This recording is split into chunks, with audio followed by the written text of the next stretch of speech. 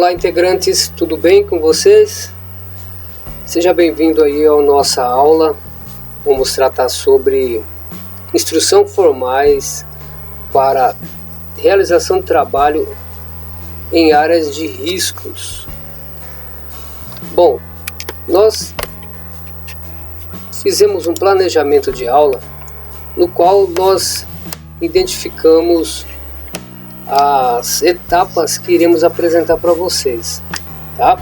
Então veja lá, hoje nós vamos ver, ou melhor, agora, vamos apresentar a sistemática de ensino e apresentar a didática de ensino e o método mais info e mais praticidade. Vamos lá então?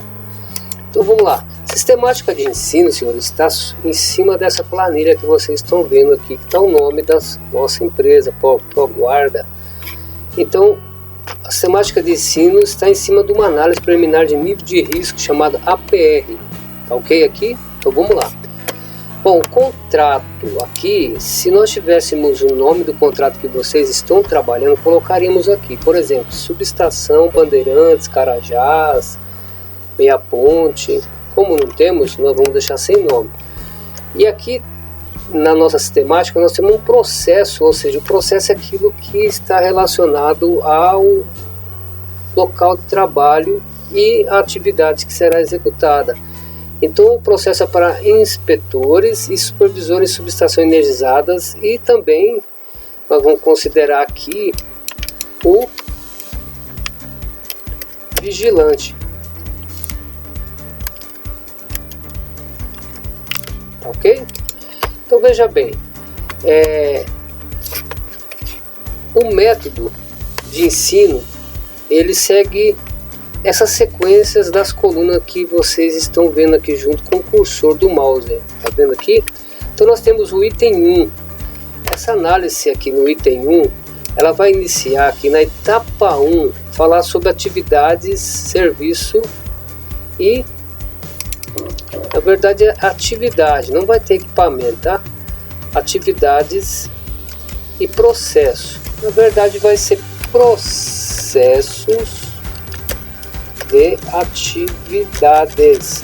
O que significa isso, processo de atividade? É o que vocês vão realizar.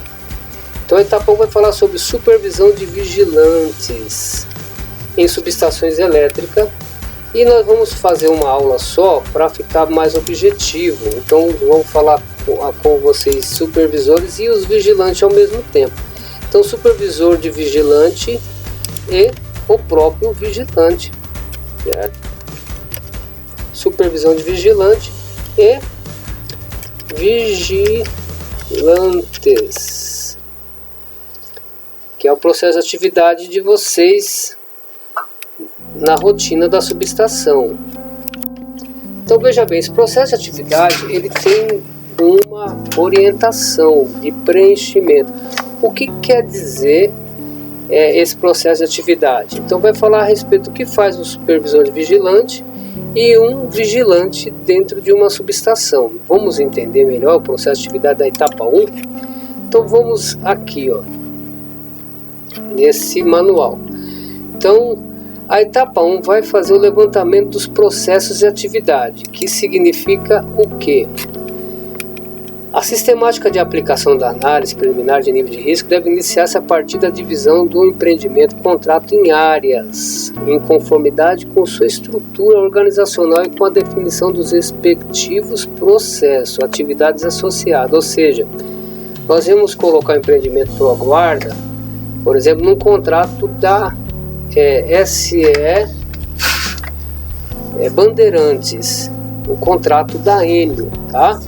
E de acordo com a estrutura organizacional da ProGuarda, ou seja, falar sobre o processo que executa um vigilante. Então vamos voltar aqui, por exemplo, e vamos dizer aqui, ó, que um processo que executa um supervisor, né? Então o supervisor de vigilante ele realiza quais atividades? Então ele tem aqui, ó, supervisor de vigilantes. Vamos tirar tudo e vamos pensar juntos aqui, ó. Vamos esquecer a subestação. Então qual que é a atividade do supervisor de vigilante. Eu vou falar aqui, hipoteticamente, que será o quê? Realizar inspeções nos postos de serviços, certo? Realizar inspeções nos postos de serviço, realizar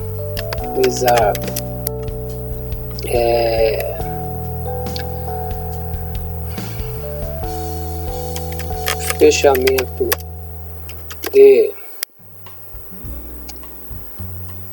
diário de trabalho, propor melhorias para os vigilantes, certo? Então veja bem, é uma rotina, tá, que vai realizar o supervisor. Vamos pensar então agora na rotina do vigilante. Então checar, melhor, não vamos pôr checar, vamos colocar controlar a entrada e saída de pessoas e veículos no interior do empreendimento SE, vamos colocar aqui Paranaíba, que lá em Tumbiara, tá? Que ele vai fazer esse processo de entrada e saída, checagem, ver se quais materiais que entrou, e que ferramenta, equipamento e quais estão saindo. Esse é o processo dele, tá ok? Processo de atividade. Então esse processo de atividade aqui, ele é um processo que está estabelecido dentro desse conceito. Nós temos que verificar dentro do empreendimento as rotinas, descrever essas rotinas simples, né? Então, para ver o processo de cada função, tanto do vigilante como o do supervisor, nós podemos utilizar o que? Consulta, por exemplo, nós consultamos vocês através do departamento RH para ver as informações sobre o trabalho de vocês, a rotina em campo, né, que vocês têm. Então, nessa etapa de levantamento de atividade, não exige um registro específico, sendo as informações que a gente tem, ela vai gerar subsídio para demais etapas. Importante que essa etapa ela que vai desenvolver as demais etapas. Ou seja, a próxima etapa nós vamos ver a etapa 2, que vai falar sobre situação de trabalho. Então, nessa etapa, o processo de atividade selecionada e análise deve ser enquadrado na situação operacional em que ocorre e pode potencialmente vir a ocorrer dentro de uma da seguinte condição. Como nós estamos falando só de atividade rotineira, porque aqui vocês exercem uma rotina, então a situação de trabalho é rotineira, tá certo? Então nós vamos deter-se aqui somente dentro desse conteúdo que fala sobre rotina. Então o que é rotina? Relativa à rotina operacional ou administrativa que vocês vão executar dentro da subestação, tá ok? Então nós temos uma rotina e vocês vão estar fazendo ela. Então dentro da nossa planilha, do nosso método de ensino para vocês, nós indicamos como ST a letra R, tá certo? Para indicar que a atividade é rotineira. Então vamos voltar aqui e entender o próximo passo. Então, dentro dessa atividade que vocês exercem, vocês têm um perigo dentro da subestação, tá? Aqui está assinalado aqui de amarelo a primeira avaliação que nós vamos fazer. Então, o perigo para realizar essas inspeções no posto de trabalho, né, de fechamento diário de trabalho, propor melhoria para os vigilantes e outras coisas que faz o supervisor, nós temos uma exigência de postura inadequada, ou seja, trabalho muito tempo em pé, né, postura estática, nós ficamos muito tempo numa postura só. Isso é um perigo, uma exigência de postura inadequada e que pode gerar uma lesão muscular e na coluna, por exemplo. Vamos ver o conceito aqui do etapa 3? Então bora lá. Então vamos lá, a etapa 3, então, senhores, ela vai tratar do que? Identificação de perigos e danos associados. Ela vai tratar dos dois campos. Então, com base nos processos que foi lá a atividade que nós fizemos, nós vamos apropriar essa informação e vamos identificar o perigo daquela atividade. Então, os perigos correspondentes e danos identificados em cada atividade em análise deve ser registrado na respectiva coluna, essa que nós estamos preenchendo no modelo da PNR, tá certo? Então, veja bem, as relações entre perigo e dano é sempre o perigo é causa e o dano é efeito ou consequência, certo? Então, o perigo de ficar trabalhando de pé, postura inadequada, o efeito é dores na coluna, dor em outras regiões do corpo. Então, a etapa de identificação do perigo deve considerar sempre que disponível retroanálise de incidente, acidente, doença relacionada ao trabalho, ocorrido no próprio empreendimento ou outros ocorridos no empreendimento do mesmo ramo de atuação, ou seja, pega informações passadas para chegar nessa informação, se já teve nesse posto de trabalho, para esse tipo de rotina, esse tipo de perigo, algum tipo de lesão ou efeito desse sentido, tá? E aí nós temos a etapa 4, que é o número do que os integrantes expostos, ou o GHE. Então nós consideramos todo o efetivo entre os vigilantes e os supervisores, inspetores. Tem 33 pessoas incorrendo no risco dentro da subestação para esse perigo postura inadequada, tá certo? Então vamos entender o que dentro desse conceito. Vamos entender que para esse passo, a quarta etapa, o integrante exposto ou o grupo homogêneo de exposição, ele está tratando sobre o que? O número de integrantes expostos a determinado perigo fornece um importante subsídio para uma priorização das ações de gerenciamento e controle do risco, notadamente para aqueles riscos enquadrados na mesma classe. Nessa direção, o campo integrante exposto da análise deve ser preenchido com a indicação do número de pessoas, conforme nós colocamos, e subcontratado, prestador de serviço, visitante, etc., potencialmente exposto ao perigo em análise, considerando o número máximo de integrantes planejado para cada função, conforme o histograma do empreendimento e do contrato. Tá? Então ali nós temos 33 pessoas expostas a esse risco. E agora nós vamos então, já que reconhecemos o processo de atividade que é rotineiro e o perigo que esse processo na rotina incorre em relação a danos para essas 33 pessoas, nós precisamos então fazer o quê? Fazer um controle, que é o chamado gerenciamento existente. Qual o gerenciamento que existe num processo de atividade dentro de uma subestação? E o que significa esse gerenciamento existente? Então, como elemento adicional de priorização das ações de gerenciamento de saúde e segurança, os controles existentes dos perigos e riscos em cada processo, atividade do empreendimento, contrato, bem como o nível de suas adequações e eficácia, deve ser levado em consideração nas etapas de metodologia de aplicação da análise preliminar de nível de riscos. A identificação dos meios de gerenciamento existentes para a prevenção e controle dos eventos perigosos deve ter como referência a existência dessas práticas nos seguintes momentos, ou seja, quais momentos que eu devo gerenciar o perigo? Na fonte ou situação de perigo, ou seja, lá na fonte geradora. Qual que é a fonte geradora, pensa aí vocês, dessa exigência de postura inadequada? É o posto de trabalho de vocês, ele exige que vocês fiquem numa postura estática, é uma fonte geradora, correto? Então nós precisamos fazer um controle desse perigo lá na fonte.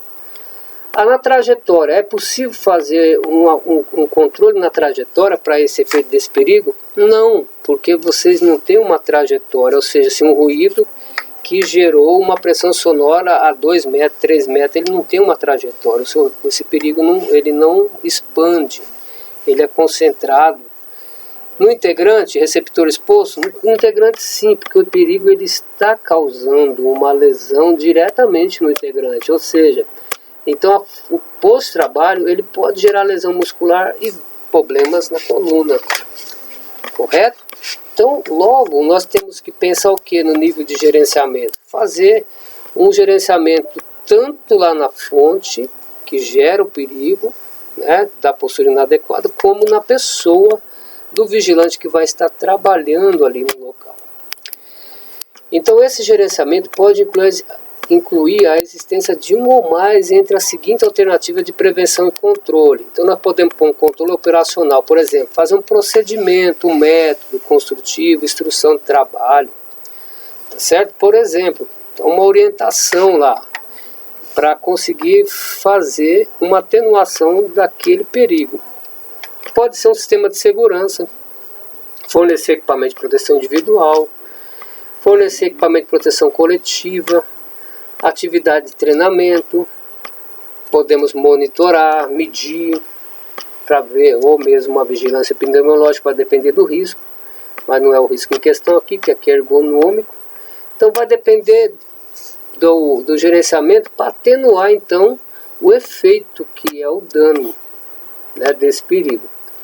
E aí para cada gerenciamento a gente tem o que? Nós temos uma norma, um requisito legal que vai embasar esse gerenciamento para esse perigo. Então nesse caso que nós estamos analisando, o que significa então o requisito legal? Vamos dar uma olhada? Então veja bem, o requisito legal, ele visando-se assegurar o atendimento a princípio expresso na Política de Segurança e Saúde do Trabalho associado aos marcos legais, bem como incorporar obrigações legais aplicáveis ao empreendimento, contrato, com parte integrante do processo de avaliação de risco e definição de gerenciamento necessário, essa etapa da análise preliminar de risco, a PNR, deve prever a identificação dos requisitos legais relacionados ao perigo e análise, através do preenchimento da coluna requisitos legais. Então veja bem, nota, as informações necessárias para o preenchimento da coluna de requisitos legais devem ser obtidas através da sistemática descrita no procedimento, ou seja, para efeito da gente conseguir pegar todos os marcos legais referentes ao controle, a gente tem que ter um programa, né, que consegue absorver essas leis e organizar essas leis, que vai tratar exatamente sobre cada controle que a gente fizer no processo de atividade crítica. Bom, importante também agora entender a etapa 7, avaliação e categoria dos riscos. Vamos dar uma olhada no que é isso? Então ela está aqui, ó, avaliação de risco. Então o que significa essa avaliação e categoria de risco? É o conjunto de informações levantado nas etapas anteriores do processo de aplicação da análise preliminar de nível de risco. Permite a realização de adequada avaliação de risco, garantindo assim a sustentação da definição da categoria de risco do respectivo nível de aceitabilidade, bem como o gerenciamento e controle necessário e da priorização e gradação das ações de prevenção. Ou seja, ele é um mix de ação dos processos que nós já olhamos aqui. Então ele vai fazer o que? A ação pensando no processo lá de trabalho, que é a descrição da atividade do supervisor inspetor e do vigilante, as rotinas, os perigos e danos que pode estar incorrido para essas 33 pessoas, em cima do gerenciamento que nós aplicamos, e aí nós vamos avaliar o que? O quesito de gravidade. Então o que é a gravidade desse perigo? Pensa bem, o quesito de gravidade. Qual que é a gravidade desse perigo de exigência de postura inadequada? Ficar trabalhando com uma postura inadequada 8 horas por dia. Qual que é a gravidade? Então, a avaliação de risco ele vai tratar sobre isso. Sobre gravidade, probabilidade e a categoria de risco, que nós vamos ver agora o que significa elas. Então, vamos lá? Então, veja bem. A avaliação de risco preconizada nesse temática está baseada nos conceitos de gravidade da lesão ou doença que pode ser causada pelo evento ou exposição. Exposição que está trabalhando na postura inadequada. E da probabilidade de sua ocorrência, ou seja, a possibilidade daquela lesão de fato virar uma doença. Então gravidade ou consequência, magnitude ou severidade, ela pode ser levemente prejudicial. Quando ela é levemente prejudicial? Quando ela pode causar incidente com ou sem afastamento, né? Então, ela pode causar incidente. O que é incidente? É aquilo que não gerou lesão, é incidente, porque o que gera lesão é acidente. Ou doenças ocupacionais. Então, é levemente prejudicial porque ela vai gerar uma doença ocupacionais, entendeu? Entendeu? Sem potencial de causar, entendeu? Incidentes e nem doenças ocupacionais. Então, é isso. Ela não tem potencial ofensivo. E ela é prejudicial quando o perigo associado ela tem condição com potencial de causar incidente com lesões tais como corte, coincidência de sutura, contusões que exigem imobilizações, queimadura, fratura, doenças ocupacionais reversível ou irreversível, não incapacitantes, tais como, por exemplo, dermatose, estresse, intoxicação aguda, pneumoconose, perda auditiva induzida por ruído, distúrbio osteomuscular em grau elevado. Aí ela é prejudicial. E quando é extremamente prejudicial? O dano está associado a perigo com potencial de causar incidente com lesões graves ou morte. Opa, aí é exatamente um momento preocupante, né? Pode causar queimadura grande, extensão corporal, amputação, esmagamento, envenenamento, doenças ocupacionais irreversíveis, capacitantes tais como intoxicação crônica, câncer. Aí ela é extremamente prejudicial. E outra coisa importante nós notar é o que? Considerar como uma classe de enquadramento aquela que abrigar a característica básica mais grave em relação ao dano de avaliação. Ou seja, entre lesão muscular e lesão na coluna, nós vamos pensar o que? Lesão na coluna, vamos enquadrar nossa gravidade aqui pensando nisso, porque uma lesão na coluna é coisa muito séria. Então, nós precisamos então pensar na lesão e indicar na classe de enquadramento da gravidade, na coluna respectiva da análise, com a palavra. Se aquela lesão na coluna é levemente prejudicial, prejudicial ou extremamente prejudicial. Então aqui, senhor, vamos considerar que ela é prejudicial, a gravidade desse possibilidade de lesão na coluna. É prejudicial demais. Vamos continuar? Então vamos ver agora o que trata o próximo assunto. Vamos lá? Então o que ele quer dizer? Então, vamos falar agora sobre probabilidade. A probabilidade ela é baixa quando a atividade é realizada uma vez por semana. Entendeu? E o tempo de exposição é reduzido em relação à jornada de trabalho diária, menor que 4 horas, igual ou menor. A dose, concentração e intensidade são baixas dos agentes físico, químico, biológicos, sem menor que o nível de ação. Então eles são pequenos. Não há registro ou frequência baixa de ocorrência de incidente, acidente ou doença. Não tem registro nenhum que as pessoas se machucam nesse tipo de atividade quando é baixa. E a atividade atende os requisitos legais. Ela é média quando a atividade é realizada mais de uma vez por semana. O tempo de exposição é médio em relação à jornada de trabalho diária, entre 4 e 6 horas de trabalho por dia. E a dose, concentração e intensidade são médias dos agentes físico, químico, biológico, sendo maior ou igual ao nível de ação menor que o limite de tolerância. E a frequência média de ocorrência de incidentes ou doenças ocupacionais. A atividade atende parcialmente, ou seja, não atende todo o requisito legal, mas parcial, então é média. Ela é alta, a probabilidade de acontecer um acidente, quando a atividade é realizada diariamente e o tempo de exposição está entre 6 e 8 horas de exposição por dia. E a dose, concentração e intensidade são altas dos agentes físico, químico e biológico, igual ou maior que o limite de tolerância que está dentro das normas. E a frequência é elevada de ocorrência de acidente, ou seja, tem muita história de acidente, tanto pelo INSS, tanto na empresa. E a atividade não atende os requisitos legais, aí uma probabilidade alta. Então vamos ver o seguinte: nos casos em que o perigo com risco em avaliação tenha sido pelo critério de gravidade, enquadrado na classe extremamente prejudicial, ou seja, ele ficou no máximo da gravidade. Então pode considerar a realização de uma reavaliação complementar e específica a fim de estabelecer mais precisamente a classe de probabilidade do dano. Tá? Então precisa reavaliar para conseguir diminuir a probabilidade, porque a gravidade ficou extremamente prejudicial e a probabilidade ela tem que ser pelo menos baixa, porque a gente consegue mexer na probabilidade, mas na gravidade não, porque um perigo ele é inerente à função, entendeu? Então o perigo de disparar uma arma pelo vigilante, a gravidade ela é extremamente prejudicial, porque ele pode morrer. Você não consegue mudar isso no disparo da arma, mas agora eu posso mexer na probabilidade de disparar uma arma. Tipo, eu não tenho projeto dentro do tambor do revólver. Então, se eu não tenho nenhum projétil ali dentro do tambor, eu não tenho, eu eliminei a probabilidade. Mas a gravidade não. Quando disparar uma arma, a gravidade pode matar. Mas se eu não tenho mais munição lá dentro, elas estão para o lado de fora, ou seja, eu tenho um sistema que eu municio o tambor do revólver quando eu precisar utilizar. Então assim eu consigo diminuir o que?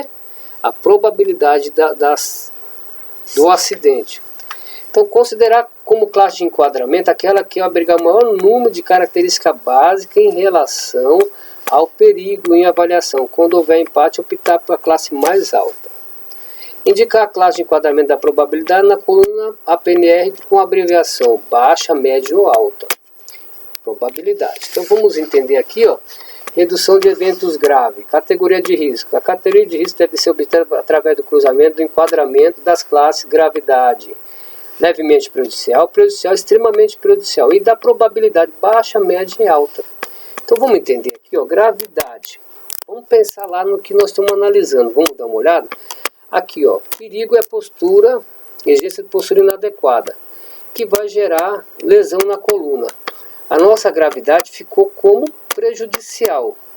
E a probabilidade, que nós não podemos mexer, que nós falamos, a postura, o perigo de postura inadequada, a gente não consegue mexer, porque o posto de trabalho exige esse perigo.